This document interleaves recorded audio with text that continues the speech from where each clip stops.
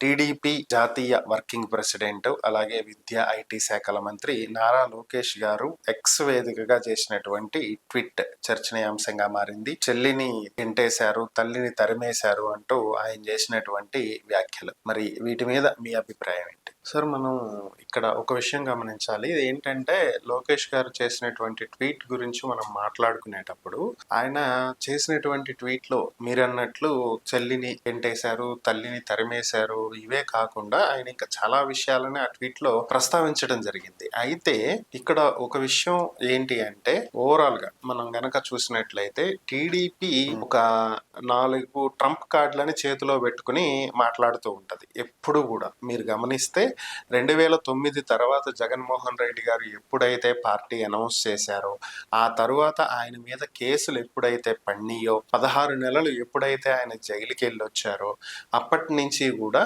First Trump card ఏంటి అంటే, జగన్ ఒక మోసగాడు, 1,00,000 కోట్లు ప్రజాధనాన్ని మింగేశాడు, జగన్ ఒక దొంగ అనేటువంటి అంశాలనే 2014 ఎన్నికల్లో ప్రచారం చేశారు. 2019 ఎన్నికల్లో కూడా దాన్నే గట్టిగా ప్రజల్లోకి తీసుకెళ్లేటువంటి ప్రయత్నం చేశారు. ఇది వాళ్ళ ఫస్ట్ ట్రంప్ కార్డ్.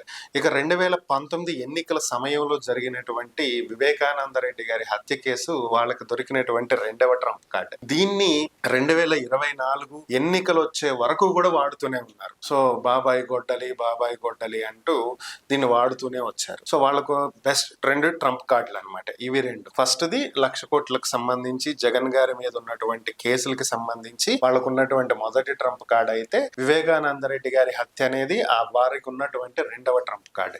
ఎప్పుడైతే 2024 ఎన్నికలకు ముందు తెలంగాణలో పార్టీ పెట్టి 2023 తెలంగాణ ఎన్నికలకు ముందు తెలంగాణలో షర్మిల పార్టీ పెట్టారు. ఆ తర్వాత అక్కడి నుంచి కాంగ్రెస్ లో కలిపేసి ఆమె వచ్చి ఇక్కడ ఏపీసీసీ అధ్యక్షురాలిగా బాధ్యతలు చేపట్టారు. అక్కడి నుంచి పరిస్థితి ఎలా మారింది అంటే, వారికి 3వ ట్రంప్ కార్డు దొరికింది. ఏంటి? షర్మిలని గెంటేశారు. చెల్లికే న్యాయం చేయని వాడు అక్క చెల్లిమలంటూ రాష్ట్ర ప్రజలకు న్యాయం చేస్తాడా అని చెప్పి 3వ ట్రంప్ కార్డు వాడటం మొదలు పెట్టారు. ఈలోపు షర్మిల గారికి సపోర్ట్ గానో, లేదంటే మరొక అంశంలోనో ఎలక్షన్ టైంలో విజయమ్మ గారు ఇక్కడ ఉండకుండా అమెరికా వెళ్ళిపోవటమో, షర్మిల గారికి సపోర్ట్ చేయండి, నా బిడ్డని గెలిపించండి అంటూ ఆమె విడుదల చేసినటువంటి నోట్ కావచ్చు, రీసెంట్ గా ఒక నోటరీ చేసినటువంటి ఒక డాక్యుమెంట్ విజయమ్మ గారు రిలీజ్ చేశారు అని చెప్పి చెప్పుకుంటున్నటువంటి డాక్యుమెంట్. అది రియల్ గా చేశారో లేదో తెలియదు. ఆమె అయితే బయటకు వచ్చి ఏ రోజు మీడియా ముందు గాని బహిరంగంగా గాని దీని గురించి మాట్లాడినటువంటి సందర్భాలు లేవు అసలు. సో ఇది వారికి దొరికినటువంటి 4వ ట్రంప్ కార్డ్. వీటిని యూజ్ చేసుకుని ఎప్పుడు చూసినా గానీ ఈ 4 ట్రంప్ కార్డ్స్ ని చాలా గట్టిగా వాడుతూ ఉంటది టీడీపీ. ఎందుకంటే అంతకు మించి జగన్మోహన్ రెడ్డిని ఉద్దేశించి వాళ్ళు మాట్లాడటానికి కానీ, అభియోగాలు వేయటానికి కానీ, మరొకటి కానీ చేయడానికి వాళ్ళకి అసలు అవకాశం లేదు. ఎక్కడా కూడా వారికి అవకాశం దొరకట్లా. ఏమి దొరకనప్పుడు ఏం చేయాలో అర్థం కాక పదే వీటినే ప్రజల నెత్తిన రుద్ది వాళ్ళ బ్రెయిన్ లోకి ఎక్కించాలనేటువంటి ప్రయత్నం తప్ప ఇది మరొకటి కాదు. ఎందుకంటే మీరు ఏదైనా ఉంటే విధానపరంగా మాట్లాడండి. మీరు ఎక్కడ మాట్లాడితే ఏ సందర్భంలో దీని గురించి మాట్లాడారు? జగన్మోహన్ రెడ్డి జువలదిన్నె హార్బర్ కి సంబంధించి ఆయన పర్యటన తర్వాత మీరు చేసినటువంటి ట్వీట్ ఇది. సో మీకు చేతనైతే, నారా లోకేష్ కి నిజంగా చేతనైతే దానికి సంబంధించి సమాధానం చెప్పాలి. జువలదిన్నె ప్రాజెక్ట్ లో మీరు అవలంబిస్తున్నటువంటి విధానాలు ఏంటి, దాంట్లో ప్రజలకు జరిగేటువంటి మేలేంటి, ఒకవేళ నిజంగా జగన్మోహన్ రెడ్డి అడ్డుపడుతూ ఉంటే ప్రజలకు ఎక్కడ అన్యాయం జరగబోతుంది దీన్ని ఆపటం వల్ల ఏంటి అనేది మీరు చెప్పండి ఓపెన్ గా. సో మీరు ఎందుకు చెప్పలేకపోతున్నారు దాన్ని? బికాస్ ఆఫ్ మీకు అక్కడ పాయింట్ లేదు కాబట్టి.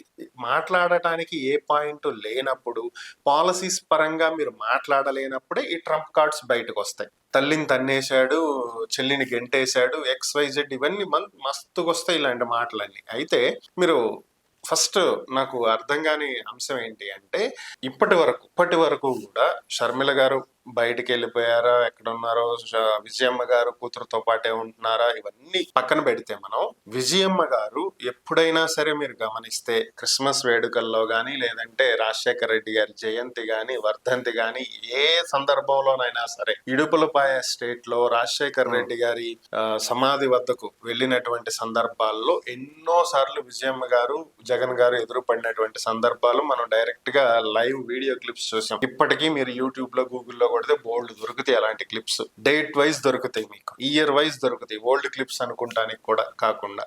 సో ఏ సందర్భంలోనైనా ఇద్దరి మొహాలు కానీ హావభావాలు కానీ మీరు ఏదైనా గమనిస్తే ఎక్కడైనా సరే వ్యతిరేకంగా ఉన్నట్లు మీకు అనిపించిందా? కొడుకు మీద విజయమ్మ గారికి కోపం ఉన్నట్లు మీకు ఎక్కడన్నా కనిపించిందా?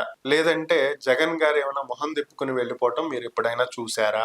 ఎప్పుడు వెళ్ళినా సరే కొడుకుని ఆప్యాయంగా దగ్గరకు తీసుకుని జగన్ గారిని కావలించుకుని నుదుటి మీద ముద్దు పెట్టి ఆమె చేసేటువంటి ప్రేమ ఆప్యాయత చూపించేటువంటి విధానం మీరు గమనిస్తే ఎక్కడా కూడా వారి మధ్య విభేదాలు ఉన్నట్లయితే కనిపించట్లా. మరి గెంటేశారు, తరిమేశారు, ఇలాంటివన్నీ మరి లోకేష్ గారికి ఎలా తెలుసు? మాకైతే అర్థం కావట్లేదు. మరి లోకేష్ గారికి ఏమన్నా స్పెషల్ గా విజయమ్మ గారు ఫోన్ చేసి బాబు మా అబ్బాయి ఇలా చేశాడని చెప్పి ఏమన్నా బాధపడ్డారా చెప్పుకొని? నాకైతే తెలియదు. మరి షర్మిల గారు ఏమన్నా ఫోన్ చేసి బాధపడి చెప్పుకున్నారా? అది కూడా తెలియదు. విచిత్రం, ఇది మామూలు విచిత్రం కాదు.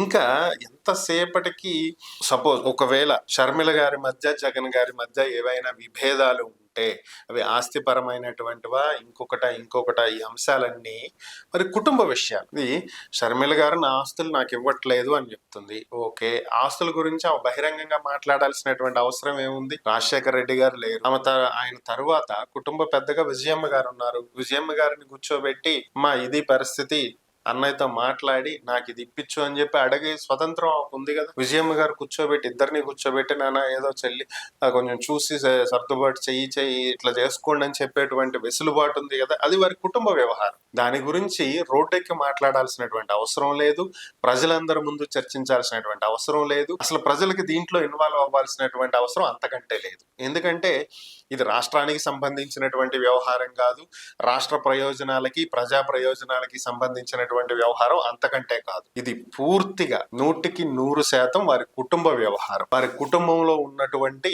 సమస్యలో సర్దుబాటులో ఏవైనా సరే వాళ్ళు చూసుకుంటారు. వారి కుటుంబ పెద్దలు విజయమ్మ గారో లేదంటే ఇంకా ఉన్నారు కదా రాజశేఖర రెడ్డి గారి అన్నదమ్ములు. సో వాళ్ళు పెద్దలు ఎవరైతే ఉంటారో వాళ్ళు కూర్చుని మాట్లాడుకుని చర్చించుకుని చేసుకోవాల్సినటువంటి అంశాలు. వీటి గురించి తీసుకొచ్చి రాజకీయాల్లో ప్రస్తావించాల్సినటువంటి అవసరం అసలు లేనే లేదు. ఆ అవసరం అంతకంటే లేదు. ఇంకో ఇదే పరిస్థితి గనక టీడీపీని ఉద్దేశించి వైసీపీ గనక చేసి ఉంటే ఈ పార్టీకి ఎప్పుడో దీన్ని వైసీపీ సింగిల్ సెంటెన్స్ తో ఖండించేది. ఇది పూర్తిగా 100% మా కుటుంబ వ్యవహారం. దీన్ని కావాలని చెప్పి వైఎస్ఆర్ కాంగ్రెస్ పార్టీ రాజకీయం చేస్తుంది. కావాలని చెప్పి వైఎస్ఆర్ కాంగ్రెస్ పార్టీ టీడీపీ మీద బురద జల్లుతూ కుటుంబ వ్యవహారాలను రాజకీయాల్లోకి లాగుతూ ఇంత దిగజారిపై ప్రవర్తిస్తుంది అని చెప్పి గగ్గోలు పెట్టేవాళ్ళు. మరి ఇప్పుడు మీరు చేస్తుంది ఏంటి కదా? వైసీపీ చేస్తే ఇదే ఖచ్చితంగా ఇలాంటి ప్రచారమే, ఇలాంటి డిఫెన్స్ మెకానిజమే టీడీపీ ఉపయోగించేది. బట్ కానీ వారికి మాత్రం ఇవన్నీ వర్తించవు. ఈ విధంగా ట్వీట్లు పెడుతూ ఉంటారు. ఇది అసందర్భమైనటువంటి వ్యవహారం. లోకేష్ గారు 2 పోర్ట్ఫోలియోలకి మంత్రిగా వ్యవహరిస్తున్నారు. ఇంకా ఉన్నతమైనటువంటి స్థానంలో ఉన్నటువంటి వ్యక్తి. అలాంటి వ్యక్తికి ఇది తగినటువంటిది కాదు. ఏదైనా ఉంటే విధానపరంగా మాట్లాడండి, దాని గురించి చర్చించండి, వాస్తవాలు ఏంటి అనేది ప్రజలకు తెలియచేయండి, తప్పులేదు.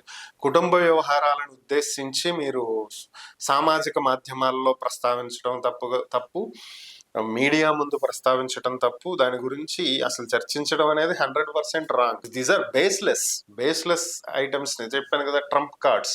వీటిని వాడుకుని జగన్ మీద బురద జల్లేటువంటి ప్రయత్నం, స్లిట్టింగ్ ద మడ్ అంటాం కదా, బురద జల్లటం. సో అదే, అంతకు మించి వేరొకటి కాదు.